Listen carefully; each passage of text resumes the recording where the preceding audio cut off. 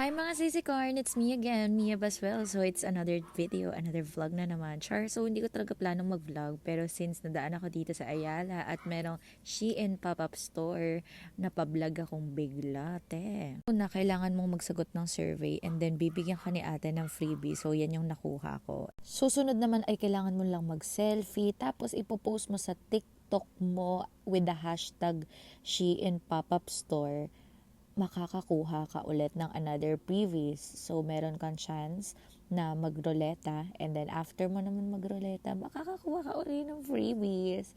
So, yan, nakakuha ko ng towel, and then last na, kailangan mong i-search sila sa Google na Shein Pop-Up Store para siguro sa search engine lumabas, and then bibigyan ka uli ng previous. So overall nakatatlo ako. O diba, dumaan ka lang tapos ang dami mo na uwi. Yung cushion, yung pouch ng makeup, saka yung towelette. Pag pumasok ka din guys dun sa pop-up store nila, napakadaming choices. May pambabae, may panlalaki, may sapatos, may sandals.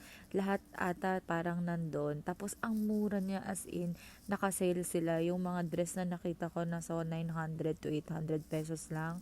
Yung mga tops nasa 300 to 400. As in, sobrang bagsak presyo yung iba. Ayaw mong mamili pero gusto mo ng libreng mga damit, sapatos at lahat-lahat na, sumali ka dito sa Shein Star Challenge.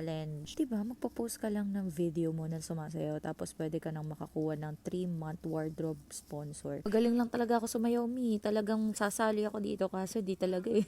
Nga pala guys, located siya sa may Ayala. So pagbaba nyo lang ng MRT station, nandun na siya. So yun lang, bye!